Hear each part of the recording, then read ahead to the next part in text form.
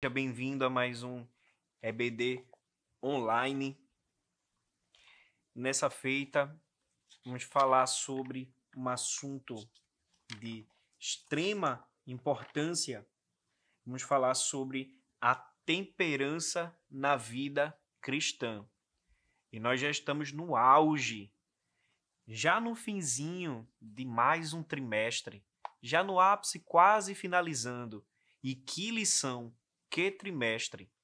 Tivemos, assim, assuntos muito bacanas, que foram muito alusivos ao cotidiano do adolescente, tiveram um aproveitamento bastante grande, muitas lições espirituais, devocionais, algumas que falaram sobre a vivência emocional do teu adolescente, e isso é muito bom, porque traz para perto, cria aquela empatia, são assuntos que o adolescente vivencia. Então, é isso que transformou esse trimestre em sendo ele tão especial. E nessa feita, na lição 12, falar sobre a temperança na vida cristã é algo que se faz em uma extrema necessidade. Justamente porque se trata de um dos gomos do fruto do Espírito. E quando a gente fala do fruto do Espírito, eu sei que isso já está bem esclarecido para a maioria das pessoas, mas não se trata de vários frutos, mas se trata de um fruto só. E o melhor exemplo prático que a gente pode trazer em sala de aula é a boa e velha laranja, não é? Onde existem vários gomos e cada gomo representa um fruto só, uma partícula desse fruto. E o que vem a ser temperança? E por que isso é tão importante destacar? E por que isso é tão necessário abordar sobre? A temperança, ela também pode ser entendida como o domínio próprio. A temperança também é o autodomínio, o autocontrole. A escritora Kellen Gaspar, no livro Vida Plena, ela destaca que temperança ou domínio próprio seria a capacidade de alguém conter-se a si mesmo exercendo o domínio próprio, submetendo todas as nossas vontades à obediência a Cristo. Sendo assim, a temperança ou domínio próprio seria a capacidade de desenvolver o domínio sobre os nossos desejos e apetites. Também o pastor Antônio Gilberto, no livro O Fruto do Espírito, ele classifica a temperança como o fruto da disciplina. O inverso de temperança seria o descontrole, o desregramento, o desgoverno, o desperdício e a desordem. No ponto 1, a lição é dividida basicamente em 3 pontos, não é? Temperança é fruto. O que a Bíblia fala sobre temperança. E, por fim, a temperança e seus benefícios. Você já ouviu essa expressão? Fulano, ele é destemperado. O que seria isso? Seria alguém que tem a ausência daquilo que o mundo chama de virtude, nós chamamos de fruto espiritual da temperança. Seria alguém que não tem controle sobre a sua própria vida. Seria alguém que não tem controle sobre as suas próprias emoções. Seria alguém que não tem controle sobre a sua própria língua. Seria alguém que não tem controle nem até sobre o seu próprio apetite. E isso é interessante destacar também. O seu adolescente, ele está numa fase onde os hormônios eles estão a todo vapor. Então, como que esse adolescente vai controlar esses impulsos, esses hormônios, se não for justamente desenvolvendo o fruto do Espírito, que é a temperança?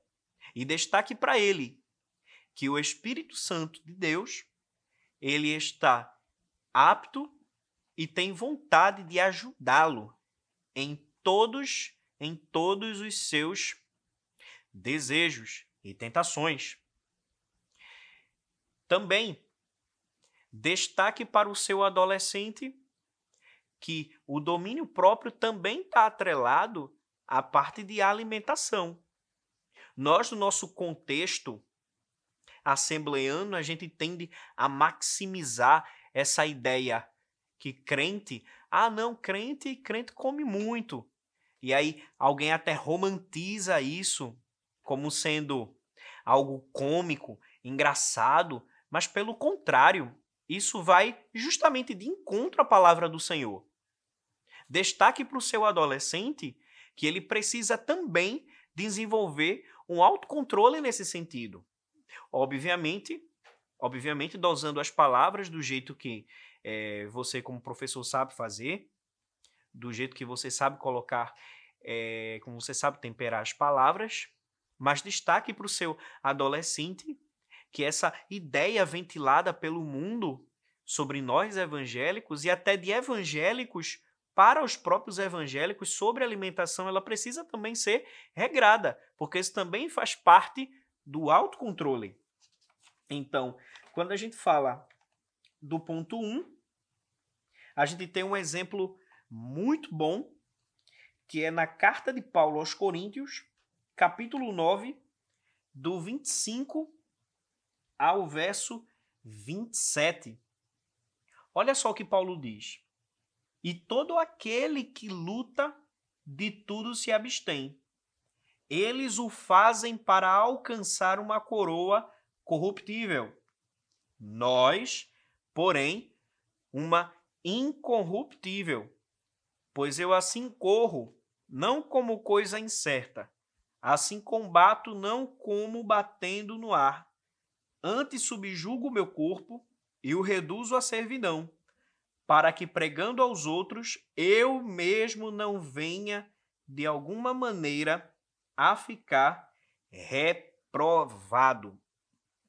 Percebemos aqui a luta do apóstolo em controlar os seus impulsos. Talvez algum dos seus alunos questione você: professor, mas como eu posso fazer isso? Eu sou humano, eu sou dotado de todas essas questões. Ok, questões biológicas, ok.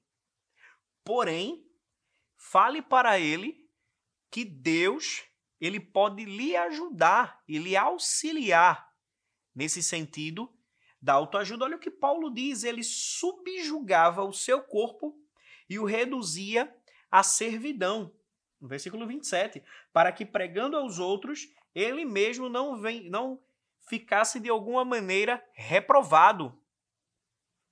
A pior coisa para Paulo nesse sentido aqui seria pregar a palavra sabendo que ele mesmo não vivia aquilo que ele pregava. Justamente porque os seus impulsos eram maiores do que ele.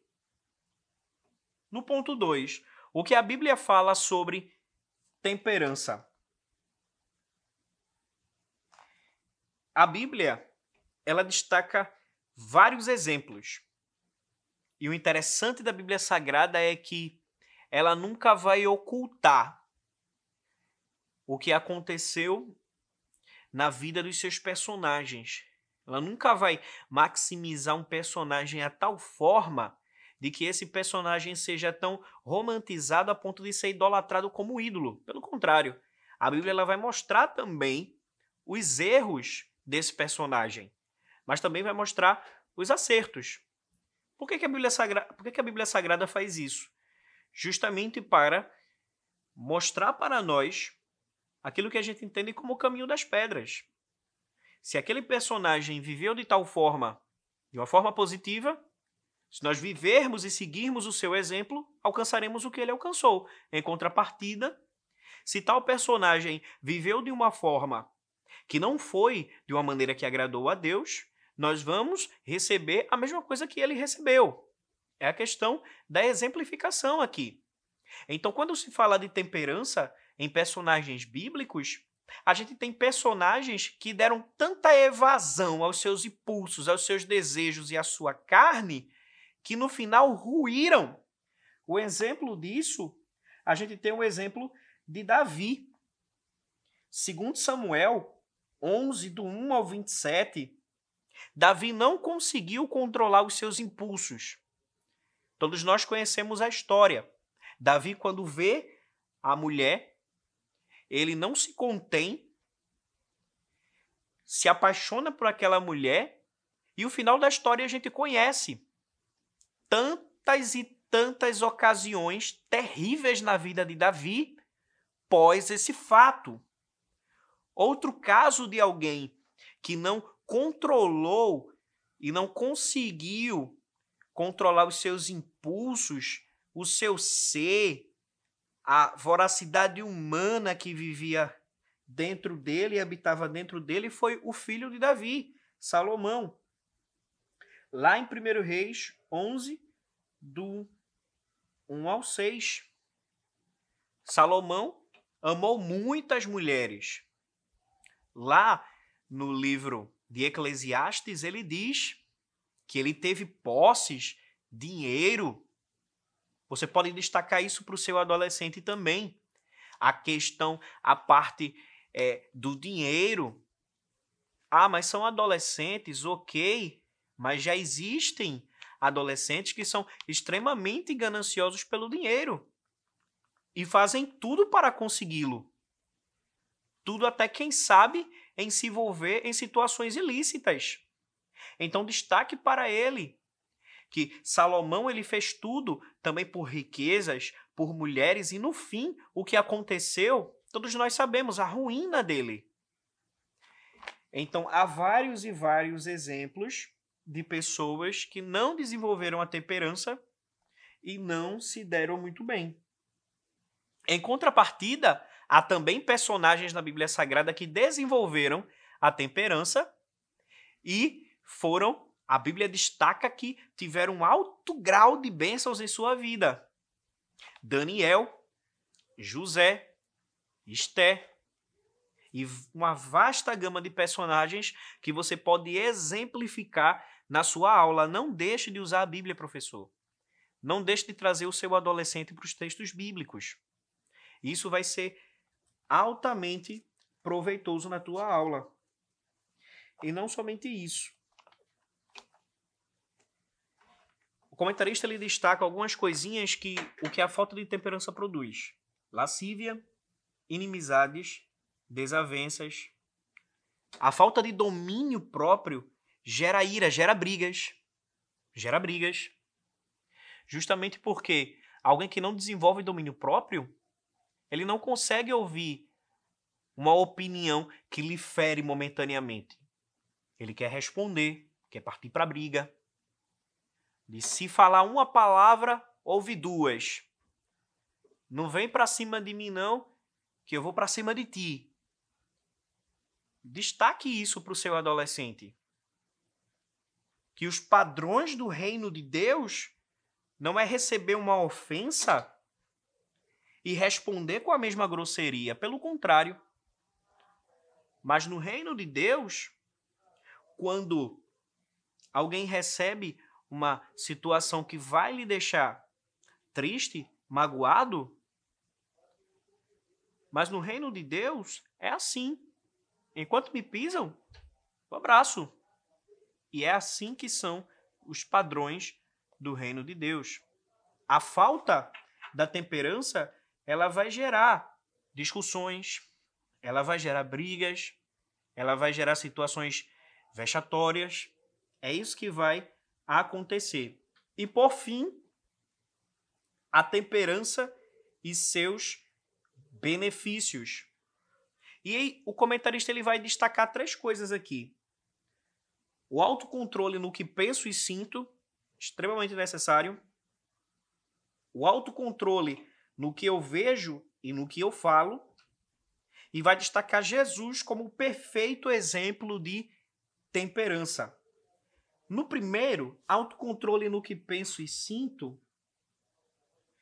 Olha só que interessante. O autocontrole naquilo que penso significa administrar minha mente com a ajuda do Espírito Santo. Como cristãos, precisamos pensar nas coisas de cima. Colossenses 3:2, que diz: pensai nas coisas lá do alto, não nas que são aqui da terra. Então, o que seria ter a mente do Espírito Santo? É ter a mente controlada por ele. Logo, não é mais o meu pensamento carnal, mas é o pensamento do Espírito Santo no meu pensamento. O proceder do Espírito Santo no meu proceder. O agir do Espírito Santo no meu agir.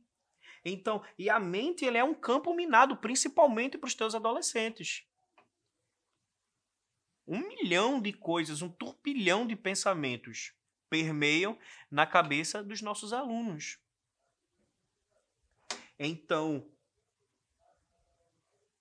fale e cite que é necessário eles desenvolverem um pensamento, a mente do Espírito. Autocontrole no que vejo e autocontrole no que eu falo. A mídia, ela é uma mídia altamente sexualizada.